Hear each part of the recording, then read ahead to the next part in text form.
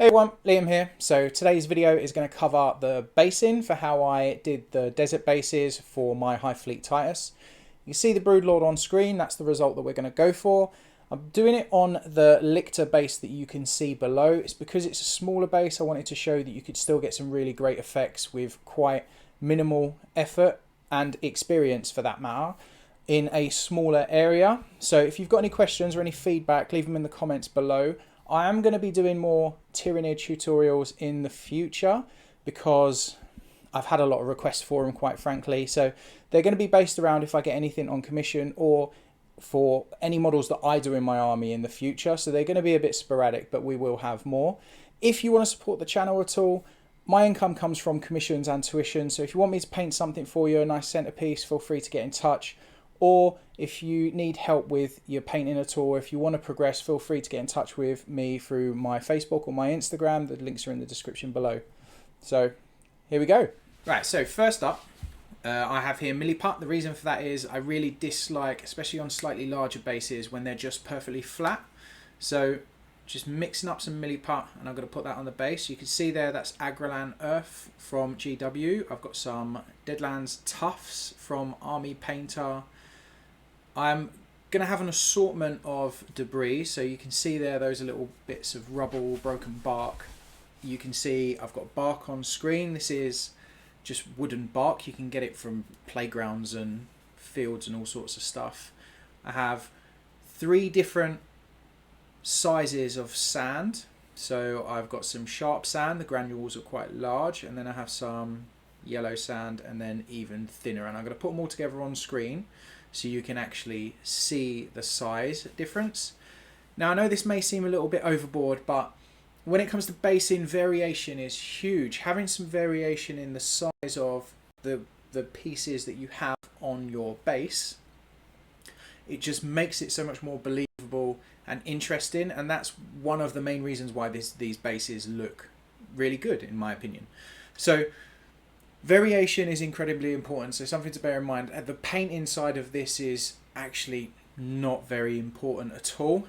The main reason these bases look good is because of the materials. Now, you don't need to go out and buy loads of expensive stuff. I mean, builder's sand is quite good. That has lots of different size granules in it. But in this case, I've just, honestly, most of the time, I just go out and find different sizes of sand. Like I pick some up when I go to the beach and that sort of stuff. But anyway, so first up, we're mixing up the milliput.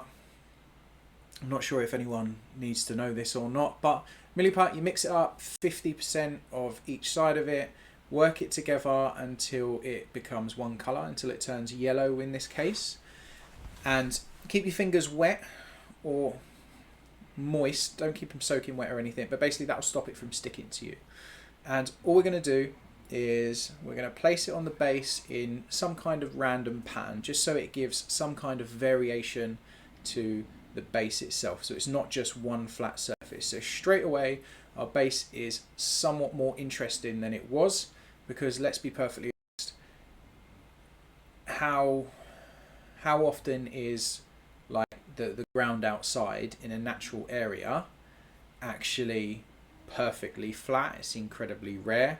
So that's the first thing that we need to correct. So you can see in this case, I put the lictor on the base because I wanted to see where he was standing, because I didn't want any of the basing debris to actually interfere with being able to place the lictor. So normally I would actually do this with the lictor glued onto the base. So I would do the basing after I've painted it, but because I was recording it, I didn't want to do that. But you can see that where the lictor's feet are going is not where the milliput is. That way I still get a nice flat surface.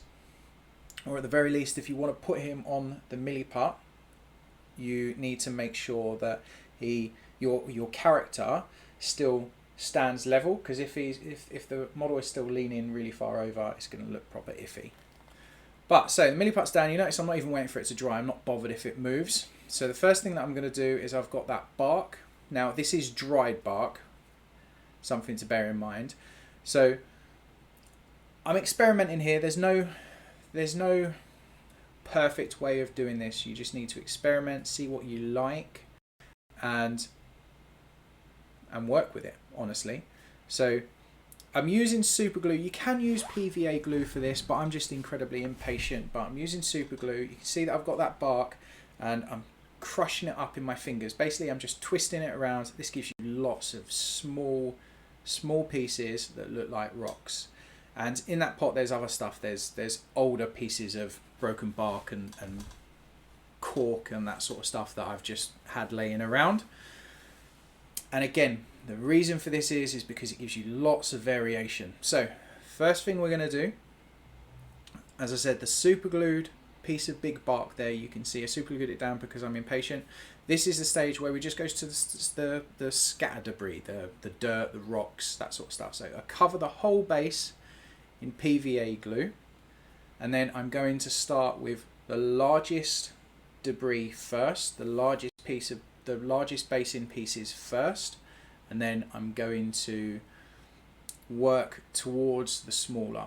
So the larger it is, the sooner I'm going to do it, and then the smaller it is, the later on I'm going to do it. So first of all, I've got the largest pieces of bark that I've crumpled up, and I'm just putting it in places that I think, do you know what, may look interesting.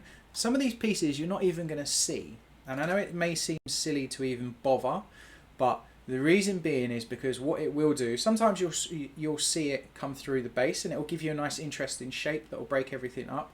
But more importantly, the stuff that goes over it, it gives it this really nice, interesting, random shapes to it, just randomness in general, and that makes it much more believable. So we're going to the sharp sand now. This sand is almost like cubes, to be honest with you. It's quite large. So it's also worth noting, the larger the pieces of basin that we're using, the less we are using. So with this, I've just sprinkled it over, so there's not a lot on here, because if you have lots of large, it's going to look really odd.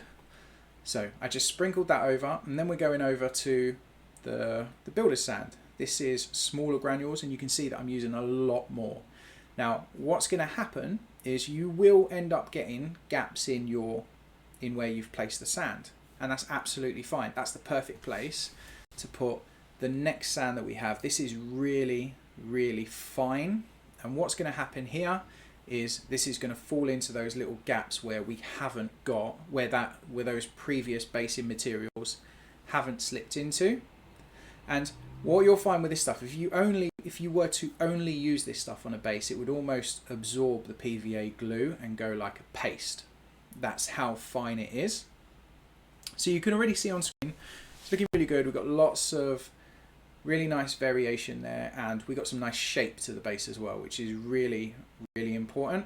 So at this point, I'm checking to make sure that my lictor still stands correctly, and I'll make any adjustments. You can see me moving the sand out of the way there, so the foot is still going to sit nice and flush, and we're not going to have a problem with models breaking off and that sort of stuff.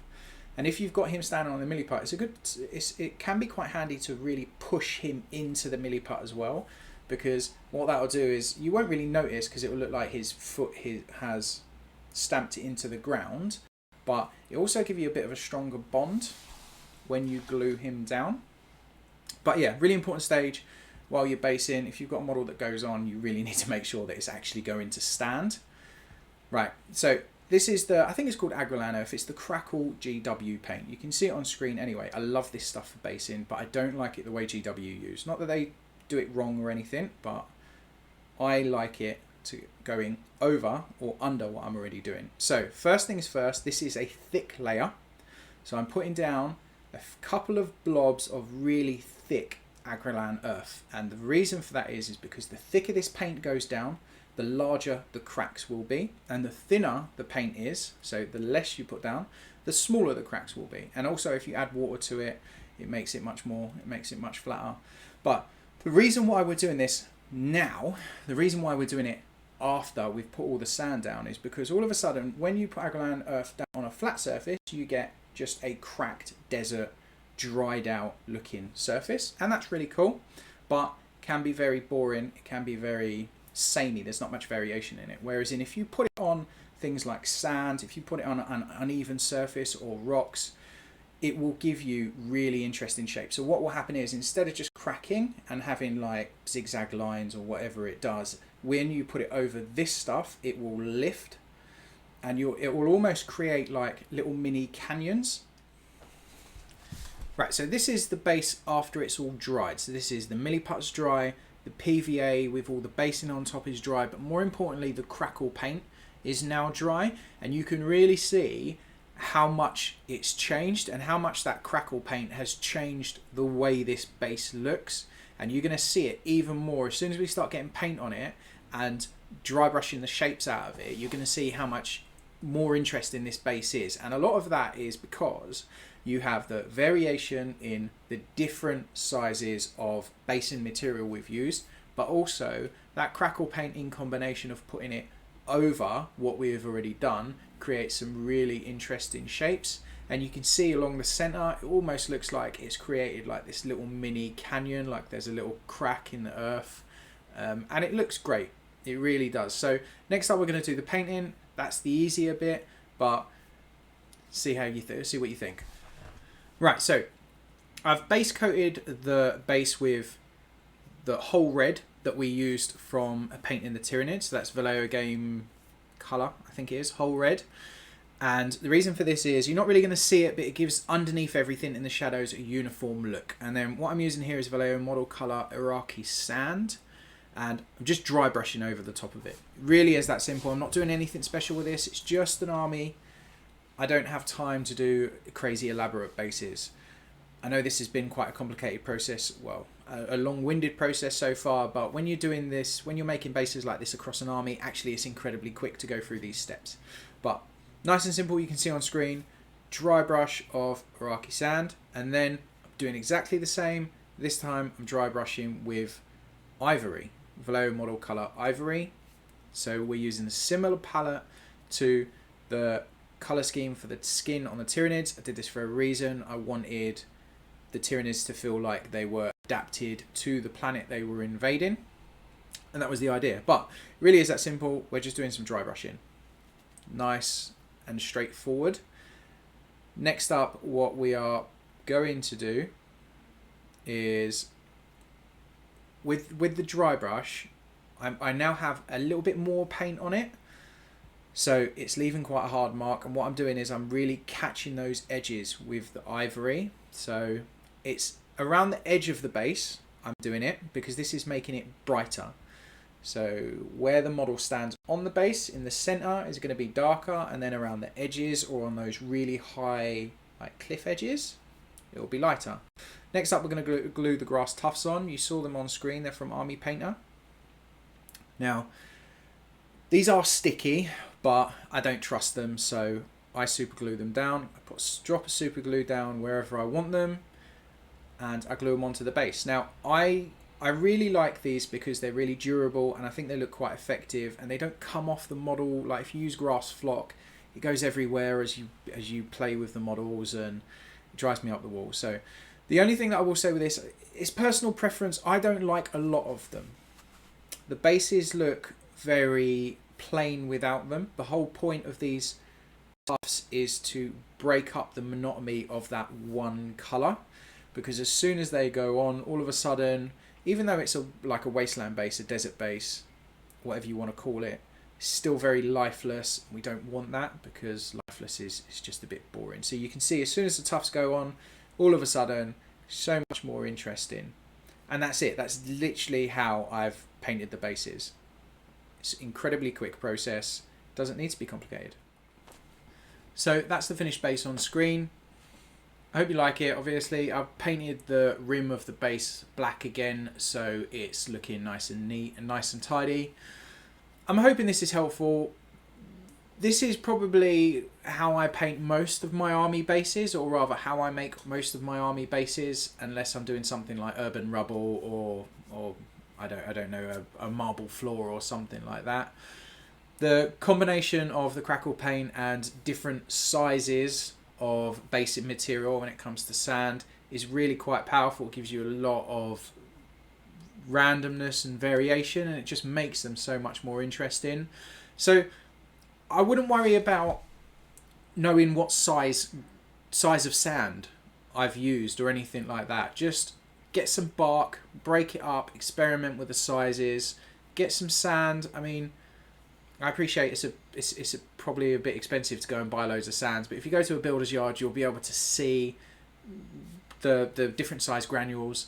Remember, we're painting 28mm scale models here as a general rule. It's small. You want small sand. Like, don't use huge pieces of rubble to cover an entire base, because it can look very unnatural very quickly. But yeah, so I hope the video was helpful. As always, if it was, feel free to subscribe to the channel, hit the like button, and let me know what else you want to see. The channel is going to be very much built around my own projects and the commissions that I'm paid to work on, so there's going to be a lot of variation in what's on the channel, but I'm definitely keen to hear what you guys want to see. So thanks very much.